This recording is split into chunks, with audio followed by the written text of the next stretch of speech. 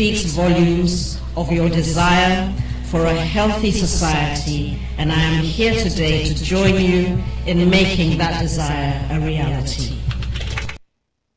Thank you.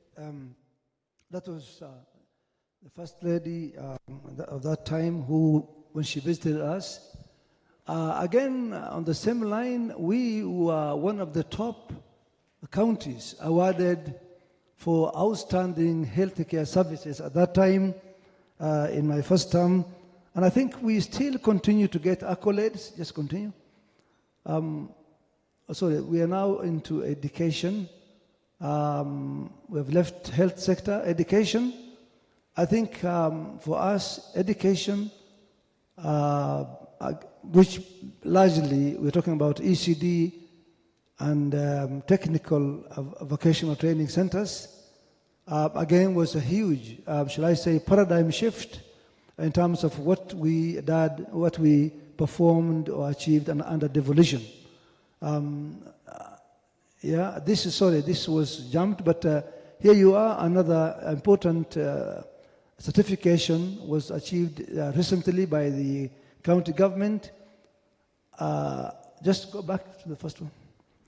This was for sanitation, that Garissa, and I'm glad the CEO of the hospital is here, Garissa, Mr. Mahat is here, was, you know, I think this certification was talking about quite very clean in terms of, you know, as a facility. Continue. And then this is another very important certification which we just got the other day. Go back. This one, we are the first county to get, I think in the Asals, probably in the Asals, I'm told we are the first county which is now fully accredited in terms of our laboratory.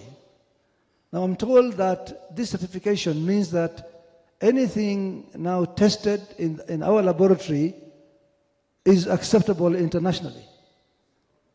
I think we deserve a clap for that. Thank you very much. So that is Garissa's laboratory of the county referral hospital. And I must congratulate my team, Mahat and his team, for that great achievement. Let's continue. Now, just to complete off on the health sector, we are now, as you saw earlier in the documentary, we are now constructing this new level 5 referral hospital. We are almost moving into our third level very soon. The beauty about this hospital is that it has a whole wing dedicated for mother and child. Very, very specialized wing, which will have a large number of beds. And this is one of a huge, actually a game changer that we look forward to completing the construction before the end of this year so that we can then equip the same. Education sector has, of course, undergone a revolution. As I mentioned earlier, the ECD, you can see before devolution, how our kids used to study and share trees and, you know, makeshift kind of facilities. But almost every other village or school, we now have a dedicated ECD center. Just go back. These are, of course, the names, of course, are mentioned before devolution. Jambele Primary School, before and after. Continue. Again, Sagar Primary School, before and after. And therefore, that was the case. So when we came on board, we found a terrible situation, and all we had to do was to quickly move fast and ensure we get things right. From my first term, we developed serious scholarship programs for our students, and I think we should be among the counties that really has invested up to now, doing a lot of investment when it comes to bursary for our students. Continue. In fact, courtesy of the scholarships that we have been giving, we now are in a situation whereby we actually have surplus doctors and nurses now. When I came on board in 2013, we were actually looking for people, particularly local personnel, who to employ in the hospitals. We were not able to get them, but now there are so many, and again, this largely has been, courtesy of the scholarships that we have been giving, particularly for the healthcare sector personnel. Continue. This is some new classrooms for our Garissa Vocational Training Center, because again, we're very, very keen on ensuring we train our youth into the necessary skills, to the different skills. Continue. Continue. Yeah, different skills all the way from carpentry and mechanicals. Just continue. This is in terms of education also.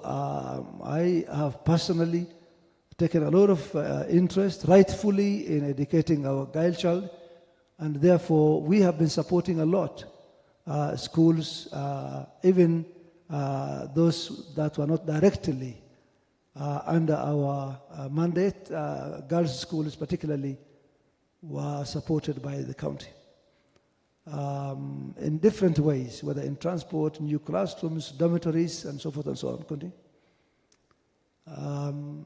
Yeah, continue. Trade and business, you saw, of course, in the documentary that Garissa by night is quite booming indeed. And I'll just continue. If I was just to, just some of the new entrants or recent entrants, whether it's Naivas, continue, or, Toyota, which also opened, and with the banks. I remember very well, we used to have once upon a time only one bank in Garissa, Barclays Bank, which now is ABSA. But now I think we have about 10 or so different banks operating in the town. Almost all the big ones. Hotels, from small ones to big ones, we have, I think, enough, shall I say, bed capacity now at different levels, so that no visitor should feel, petrol stations. Interestingly, from almost one back before devolution, we're now talking about 15 different petrol, stations in the town. Continue. Agriculture, livestock, and crop production, for that matter. Again, I think the documentary has clarified a lot, but the potential, particularly in livestock, for us, not only in terms of trading the live animals, but also, hopefully soon, adding value, whether it is hides and skins processing, and therefore we're very, very active in ensuring that we keep our livestock healthy as much as possible through continuous vaccination campaigns that are sent out to all the parts of the county. Continue. Support with our farmers in different ways, beehives for honey, because honey also is a big story in our county. Continue. Support with the supply or distribution of engines. Continue. Quite impressive, the kind of fruits, as was mentioned earlier. Continue. Now, in the northern part, and you saw earlier in the documentary, a farm where the farmers or the group were actually enjoying the fruits there, the watermelon. It is a farm not far from where the Lorian Swamp is, which I mentioned earlier. A very rich area when it comes to farming. And this actually, I brought this map, a 1947 map by the British government at that time, who discovered that this is actually where farming can be done in a big way for the northern part of Kenya. And you can see that is in Garissa. And therefore, our hope, one of our discussion points with our partners and our supporters will be how do we, of course, we do appreciate the river Tana in Garissa is a good, is coming